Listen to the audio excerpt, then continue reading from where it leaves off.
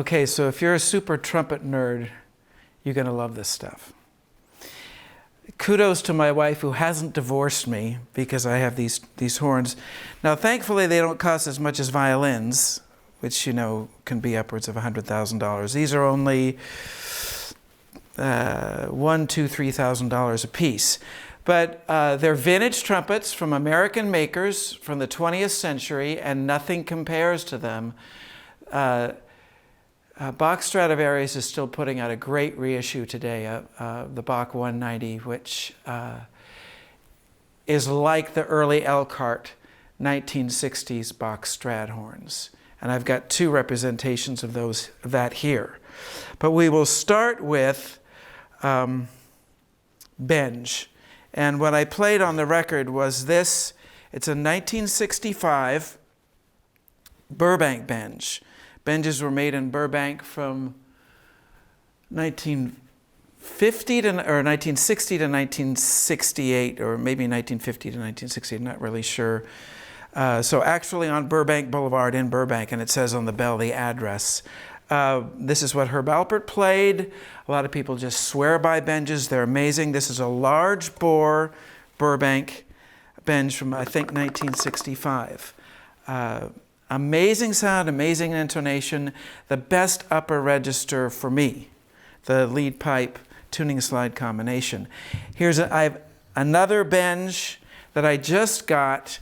It's a Claude Gordon from 1973. It's one of the earlier ones. I think it's still one of the hand-thin bells. What they did was they thinned the bells by hand before they realized they could just make it out of a lesser gauge brass. It's also got a reverse lead pipe on it, which is a modification. And I played this almost exclusively on my Jazz in the Vineyard record. It's got bad compression. It's a little leaky, so I'm going to probably get it fixed at some point. I'm not playing it right now. I can't say enough great about Benge. Again, these trumpet makers throughout the first part of the 20th century in America made the best trumpets ever, and the vintage trumpets are the way to go. So the next piece of art is a 1948 Martin Committee. Now, the Martin Committee was what Miles Davis played, and then Chris Botti went from Calicchio to Martin Committee and has several of them. It's what he exclusively plays. Amazing intonation, amazing immediacy of attack, big fat sound, beautiful horn. This is in beautiful shape, absolutely beautiful shape. It's a medium large. It'd be better if it were a large. I don't play it that much. I'm still sort of struggling with making it fluid for my sound and my feel. 1948 Martin Committee. Next, and great compression in great shape.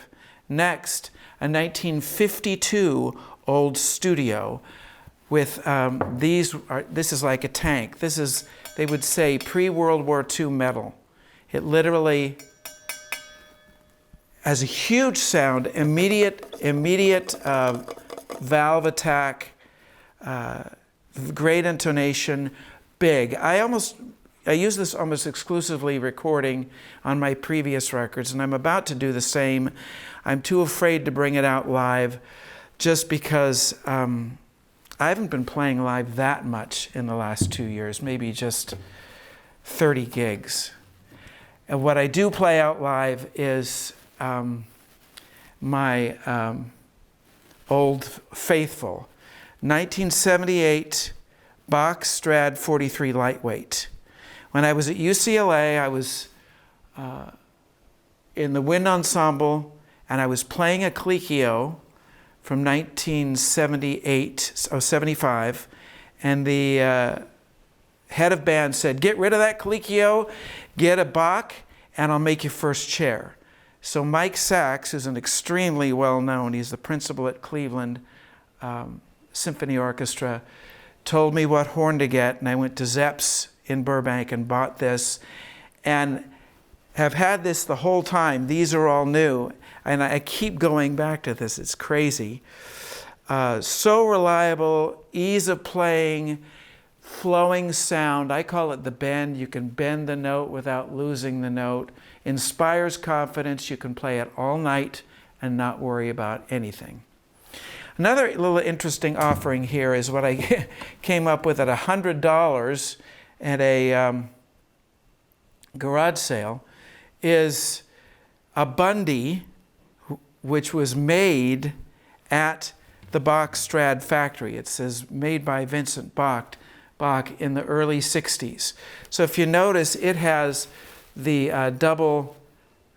the two-piece valve casing. And what I said before about the early Elkhart Bachs that are now being made again at the Bach factory, they're made with a two-piece valve casing. I'm not so sure this isn't my best trumpet. A $100 trumpet from a garage sale. And again, these were made in the same factory. This is a $3,000 horn. This was a student horn, but they literally were made by the same tooling. There were differences, obviously, in materials. Then the last one is a 1999 Calicchio.